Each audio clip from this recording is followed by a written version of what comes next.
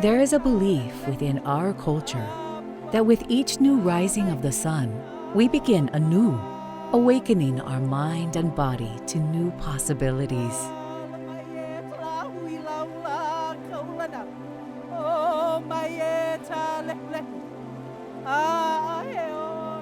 There is a beauty of spirit here, the spirit of Aloha.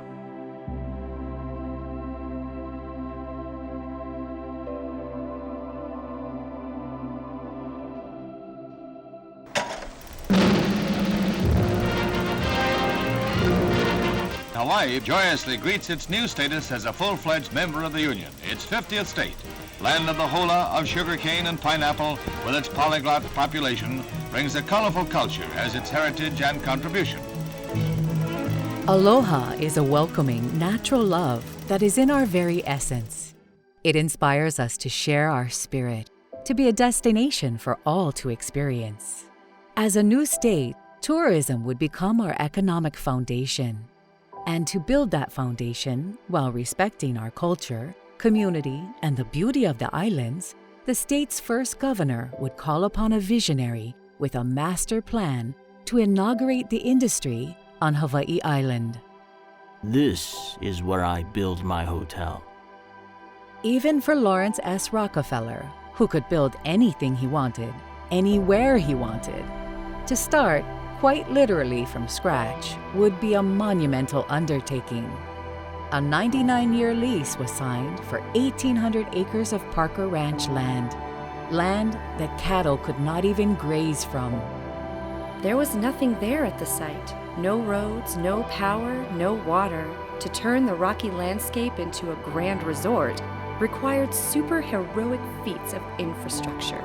Not to mention scant annual rainfall.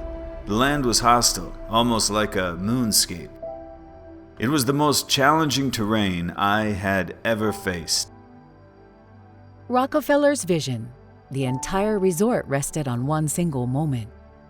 A question. Trent, can you build a golf course here?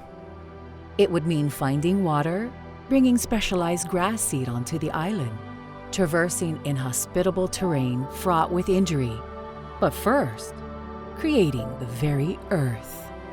As the nervous architect bent to grasp 2 lava rocks in his hands, the question ran through his mind. Can it be worked? Rock made into soil and used as a base to grow grass. Pummeling the stones together, the pieces crumbled and fell to the ground. Jones replied, Yes, we can do it. Mauna Kea would have its golf course. With the infrastructure work in place and the golf course moving forward, Rockefeller began to conceptualize the building. It must blend into the natural environment. In fact, I want it to be invisible to the extent possible, open to the elements of sun and fresh air, and it must not allow the distractions of civilization. The architectural firm of Skidmore, Owings, and Merrill was commissioned to design something of an ultra-luxury summer camp with the feel of an elegant private estate and the focus on nature and invigorating outdoor recreation, plus the comforts of fine food and first-class amenities. Out of the 9 submitted concepts, the first to gain traction was a prototype for an enclave of individual units informally arrayed along the sand. A full-scale model was built, but proved uncomfortably hot when the winds didn't prevail. The concept met its end one night as Rockefeller and Owings were inside.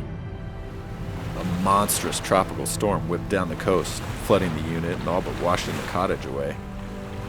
To my everlasting gratitude, Laurance didn't fire me on the spot.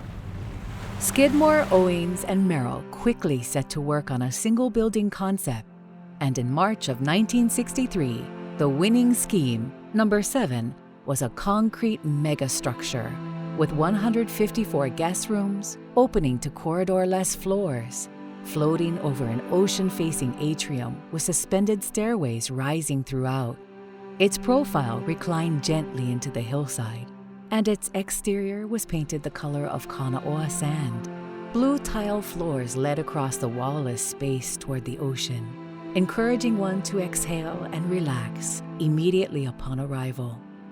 Altogether, 54,000 square feet of Mexican flagstone, 5,000 square feet of Italian marble, 30,000 square feet of local lava, 1 mile of Nara wood, 11 miles of pipe, 1,700 tons of reinforcing steel, and more than 20,000 cubic yards of concrete went into Laurance S. Rockefeller's invisible building. With an eventual cost of $15 million, the Mauna Kea was the most expensive hotel ever built at that time. It was the epitome of comfort and beauty. Yet, as the clock ticked towards the hotel's opening, a series of crises threatened to delay everything. If something could go wrong, it did. 70% of staff uniforms had to be remade last minute. A former Flying Tigers pilot had to be called upon to rescue abandoned furniture from a Hong Kong dock. A bomb threat, an earthquake, and a tsunami warning. But we got it open. For a long time now, I have stubbornly held to the view that anything Laurance S. Rockefeller can do, God can do as well. But my first glance from the plane window at Mauna Kea, the resort that Rockefeller created amid the lava rock and desert waste of Hawaii's west coast, caused me a moment's hesitation. If nothing else, one had certainly picked up nicely where the other had left off. In July of 1965, Rockefeller opened his hotel. Today, more than 50 years after its opening, the Mauna Kea Beach Hotel still captures the spirit and soul of what Laurance Rockefeller saw when he first swam in the turquoise waters and stood on the tranquil crescent of white sand of Kauna'oa Bay. Pure luxury, nestled in perfect harmony with the nature and spirit of the island.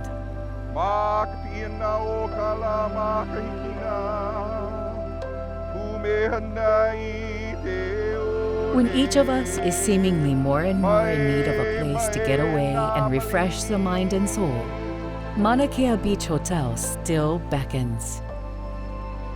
There's just something magical here.